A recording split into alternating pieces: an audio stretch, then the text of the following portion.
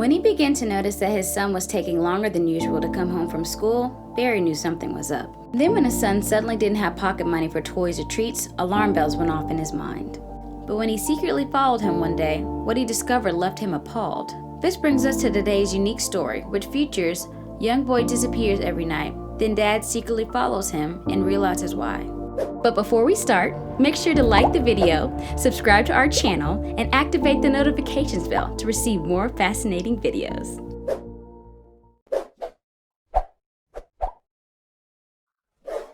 Ken Amante, who was only 8 years old at the time, lived in the rural town of Davao City in the Philippines with his parents. Even at such a young age, Ken was remarkably responsible. Every day, he'd walk to school and back, but when he started to arrive home later and later, his dad knew something strange was going on. Barry Amante was a hardworking man. He ran a small business as a car mechanic, and some months were better than others. If he wanted to support his family, he'd have to throw himself into his work. He knew that nothing in life was ever given for free, but when he saw his son begin to sneak off after school, he realized he had made a mistake. Even though the middle-class family struggled at times, Barry made sure that he gave his son a small allowance. It was important to teach him the value of money from a very young age. But oddly, Ken had been broke for the last 2 weeks. Where was the money going? When Barry discovered what his son was spending his pocket money on, he set off a chain of events that would change their lives forever.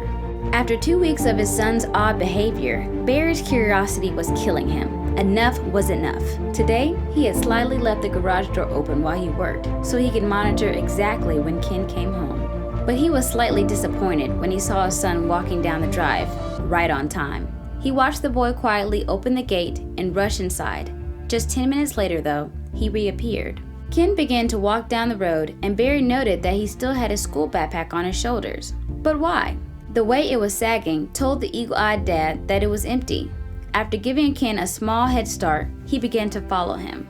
When the boy walked into the local grocery store, the curious dad watched from a distance and waited for him to reappear. When he did, that suspicious backpack was bulging. Then, Ken took a left turn and continued walking down the road. The corner cafes gave way to pawn shops, scrap yards, and liquor stores as he walked further and further into the bad part of the neighborhood.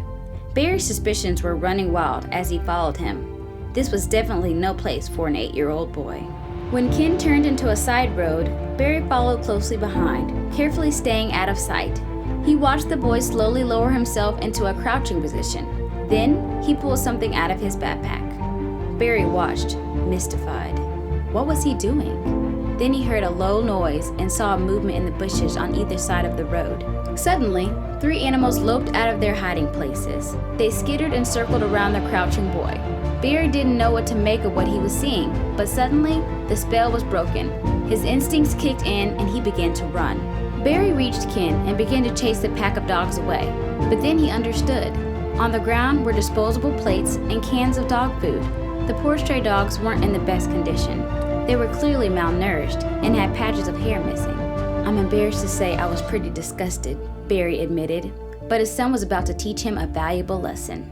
The pups, who Ken had named Brownie, Whitey, and Blackie, happily tucked into their food, tails wagging. Ken looked up to see his dad's stern face. He owed him an explanation. The little boy came clean, explaining that he had used his pocket money to buy as much dog food as he could. Every day for 2 weeks, he had come to the spot to feed the stray dogs. Barry was awestruck. He knew he had to share what he had witnessed. In February 2014, Barry snapped the now famous picture of his son feeding the strays and posted it on Reddit, where it soon caught the attention of animal lovers around the world. "My son changed my perspective entirely," he wrote. He was touched by his son's selfless actions, but he was also concerned for Ken's health, so the father and son reached a compromise. As the dogs are strays, Barry was worried that they carried diseases, such as mange. He told his son that he would buy the food for the dogs on the street on one condition. Ken would have to go for a rabies vaccine and carry disinfectant in his backpack. Meanwhile, Barry's post on Reddit was gaining traction. The father and son could never have anticipated the world's response.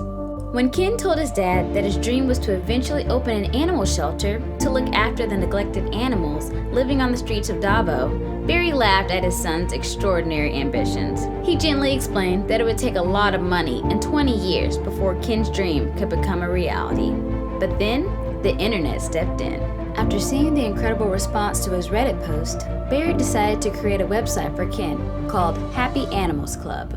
He also allowed Ken to bring Blackie, Whitey, and Brownie home to care for them, and soon they are running a small shelter from their garage. Barry helped Ken post updates on his website, and the response was phenomenal.